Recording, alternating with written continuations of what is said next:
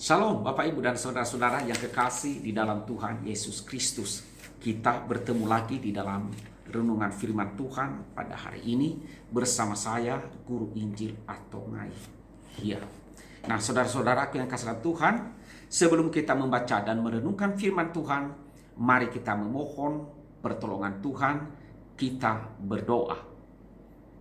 Tuhan Allah Bapa kami yang bertata dalam kerajaan surga, kami bersyukur kepadamu ya Allah Bapa kami di dalam Yesus Kristus untuk seluruh hidup kami, seluruh keberadaan kami.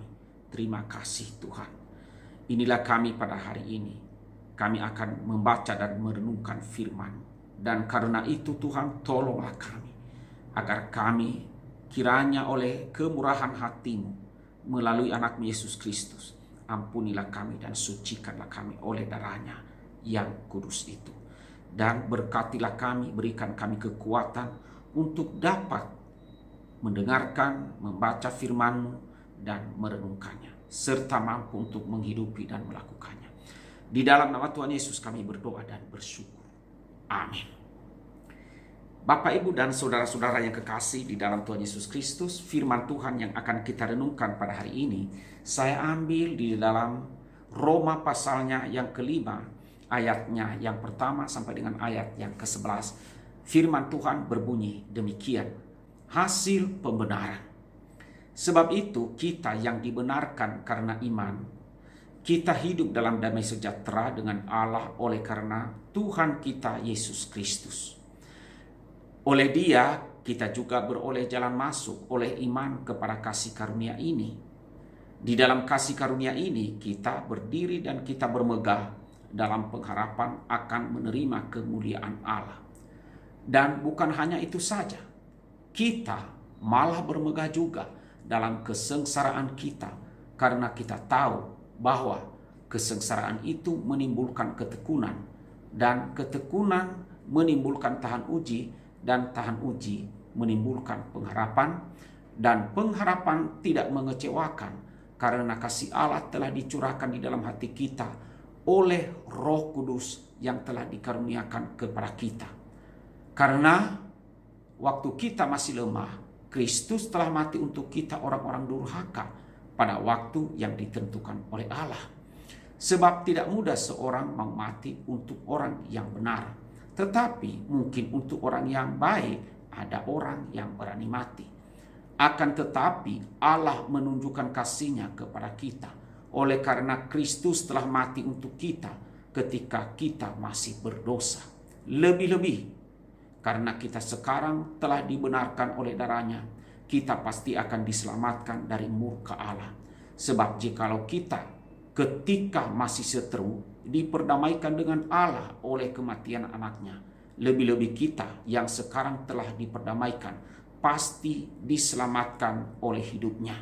Dan bukan hanya itu saja, kita malah bermegah dalam Allah oleh Yesus Kristus Tuhan kita, sebab oleh Dialah kita telah menerima pendamaian itu. Demikian firman Tuhan yang kita renungkan pada hari ini.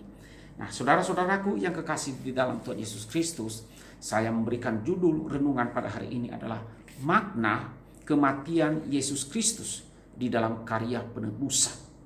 Nah, saudara, ini berkaitan dengan kita merayakan atau memperingati Jumat Agung, yaitu kematian Tuhan Yesus Kristus di atas kayu salib dalam atau untuk menebus orang-orang yang berdosa, secara khusus kita orang yang percaya kepada Tuhan kita Yesus Kristus. Nah, saudaraku yang kasih dalam Tuhan, iman Kristen dan kekristenan itu dibangun dan berdiri di atas dua dasar peristiwa, yaitu peristiwa kematian Yesus Kristus di atas kayu salib dan peristiwa kebangkitan Yesus Kristus di antara orang mati. Nah, saudara, tanpa dua peristiwa itu maka tidak akan ada Kristen atau orang Kristen atau iman Kristen. Tidak ada gereja, tidak ada orang-orang Kristen dalam dunia ini. Nah, oleh karena itu saudara, di dalam pemberitaan dan pelayanan gereja atau pelayanan Kristen, maka dua hal itu merupakan hal yang paling penting yang menjadi pusat pemberitaan yang menjadi fokus di dalam memberitakan Injil keselamatan. Nah saudara, kematian Yesus Kristus punya berbagai macam makna dan dampak yang kesemuanya itu sangat penting bagi setiap orang yang percaya kepadanya. Dan kebenaran inilah yang dikemukakan oleh Rasul Paulus di dalam perikop yang kita baca tadi, yaitu di dalam Roma pasal 5 ayat 1 sampai yang ke-11. Nah saudara, apa saja makna itu dan apa saja dampak yang sangat penting itu, yaitu dari kematian Yesus Kristus bagi setiap orang yang percaya kepadanya? Mari kita melihat satu persatu. Yang pertama saudara, menunjukkan akan keadilan Allah. Kematian Yesus Kristus dalam karya penebusan itu adalah menunjukkan akan keadilan Allah. Di dalam ayatnya yang ke-6. Saudara, Allah adalah Allah yang benar dan adil. Maka karakter atau sifat Allah itu paling dapat dilihat pada salib atau pada kematian Yesus Kristus di atas kayu salib, di mana Yesus Kristus harus mati untuk menggantikan orang-orang berdosa, yaitu kita yang percaya kepadanya. Saudara, kebenaran Allah terlihat dari sikapnya yang mutlak. Apa itu? Mutlak. Allah mutlak membenci dosa. Allah tidak mentolerir dosa. Dan Allah tidak berkompromi dengan dosa. Keadilan Allah itu terlihat dari sikapnya yang tidak pandang bulu di dalam menjatuhkan hukuman atas dosa dan orang berdosa. Nah, oleh karena itu saudara, ketika Yesus Kristus menggantikan orang-orang yang berdosa, walaupun ia adalah anak Allah yang tidak berdosa dan anak Allah yang paling dikasihi Allah, ya, ia tetap harus menerima atau menanggung hukuman atau murka Allah atas dosa, yaitu kematian atau maut. Itu yang pertama. Yang kedua saudara, kematian Yesus Kristus di atas kayu salib menunjukkan akan kasih Allah. Ayat yang ke-8. Saudara, Allah adalah Allah yang sangat mengasihi. Allah adalah kasih. Maka sifat atau karakter Allah ini pun paling dapat dilihat pada kematian Yesus Kristus di atas kayu salib, di mana Yesus Kristus harus mati untuk menggantikan orang-orang berdosa yang percaya kepadanya. Jadi salib Yesus Kristus adalah tanda dan bukti kasih Allah yang sangat besar kepada kita orang-orang yang berdosa ini, secara khusus bagi orang yang percaya kepada Yesus Kristus. Saudara, di dalam ayat yang ke-7 Paulus berkata bahwa tidak mungkin seseorang mau mati untuk orang lain, baik untuk orang yang benar maupun untuk orang yang baik. Tetapi Yesus Kristus telah mati untuk menggantikan, menebus dan menyelamatkan kita, yaitu orang-orang berdosa pada waktu kita masih lemah, durhaka, berdosa, dan berseteru atau musuh terhadap Allah. Inilah kasih ilahi, yaitu kasih yang tanpa syarat, kasih tanpa pamrih, kasih paling murni, kasih paling nyata. Yang ketiga, yang berikutnya, makna kematian Yesus Kristus dalam karya penebusan adalah mendamaikan orang-orang yang percaya kepada Allah. Ayat yang ke-10. Saudara, hidup di dalam damai yang dimaksudkan oleh Paulus di dalam ayat 1 lebih menyatakan arti hidup di dalam hubungan yang harmonis antara orang-orang yang percaya kepada Yesus Kristus dengan Allah. Bukan sekedar perasaan tenang di dalam hati yang bersifat sementara. Bukan saudara. Karena itu saudara, kata-kata ini tidak dapat dipisahkan dari perkataan dengan Allah.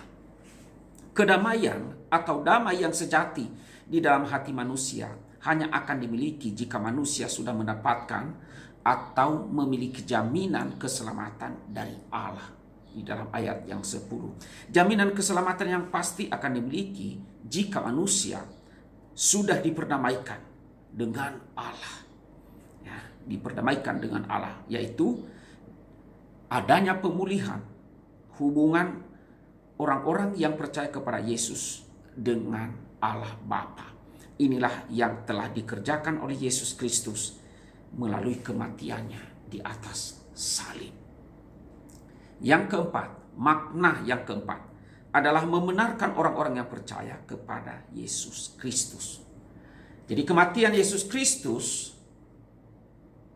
maka orang-orang yang percaya kepadanya, yang tadinya adalah orang-orang durhaka, orang lemah, berdosa, seteru Allah atau musuh Allah, dijadikan atau dinyatakan sebagai orang yang benar secara status. Dan pembenaran itu sendiri disebabkan oleh dua hal. Apa itu? Yang pertama, kematian Yesus Kristus yang telah menggantikan status orang yang berdosa. Dan kemudian yang kedua ialah iman kepada Yesus Kristus, yang artinya menerima karya penebusan dari Yesus Kristus untuk diri orang-orang yang percaya kepadanya. Nah, itu poin yang keempat. Sekarang poin yang kelima. Makna kematian Yesus dalam karya penebusan adalah menyelamatkan orang yang percaya pada Yesus Kristus dari murka Allah. Ayat 9 dan ayat yang ke-11.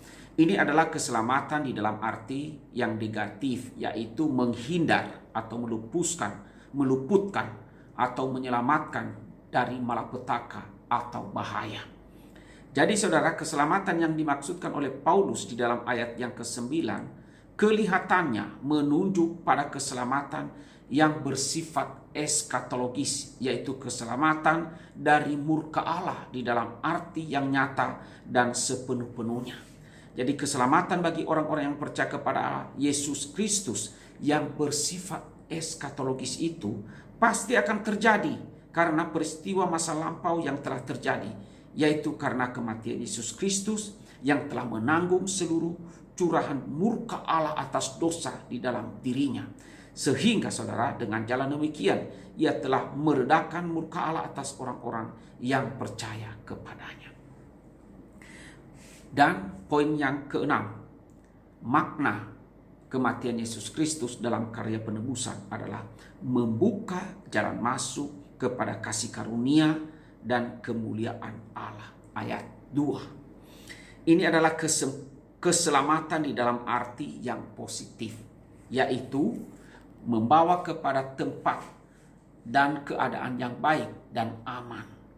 Keselamatan yang dimaksudkan oleh Paulus di dalam ayat yang kedua nampaknya menunjukkan pada keselamatan yang bersifat eskatologis yang telah dimulai pada masa kini. Keselamatan bagi orang-orang percaya kepada Yesus Kristus yang bersifat eskatologis pada masa kini terjadi karena peristiwa masa lampau yang telah terjadi, yaitu karena kematian Yesus Kristus. Dan melalui kematiannya itu, Yesus Kristus telah mengerjakan dua hal bagi orang-orang yang percaya kepadanya, yaitu membawa orang-orang yang percaya kepadanya kepada Allah. Ini adalah pemulihan persekutuan dengan Allah. Kemudian yang kedua, membawa orang-orang yang percaya kepadanya, kepada Yesus Kristus, kepada kemuliaan. Ini adalah pemulihan kondisi kemanusiaan. Nah, saudara-saudaraku yang kekasih dalam Tuhan Yesus Kristus, kiranya melalui renungan firman Tuhan pada hari ini, setelah kita orang-orang yang percaya kepada Yesus mengetahui dan mengerti berbagai macam makna dan dampak yang sangat penting dari kematian Yesus Kristus bagi kita orang-orang yang percaya kepadanya, maka ada tiga hal yang harus dapat kita terapkan, kita praktekkan, kita lakukan, kita kerjakan dalam hidup kita. Yang pertama adalah semakin teguh di dalam iman kepada Yesus Kristus. Jangan mau digoyahkan, tetapi semakin teguh apapun kondisi, apapun keadaan yang terjadi. Tetapi biarlah iman kita semakin teguh kepada Yesus Kristus, Tuhan dan Juru Selamat kita. Yang kedua saudara, semakin giat di dalam memberitakan Injil keselamatan. Makin giat memberitakan atau menceritakan Yesus Kristus yang mati dan bangkit dari antara orang mati, agar banyak orang mendengar dan kita tarik mereka Kita bawa mereka untuk percaya kepada Yesus Kristus. Dan yang ketiga adalah bersukacitalah di dalam kesusahan dan pengharapan.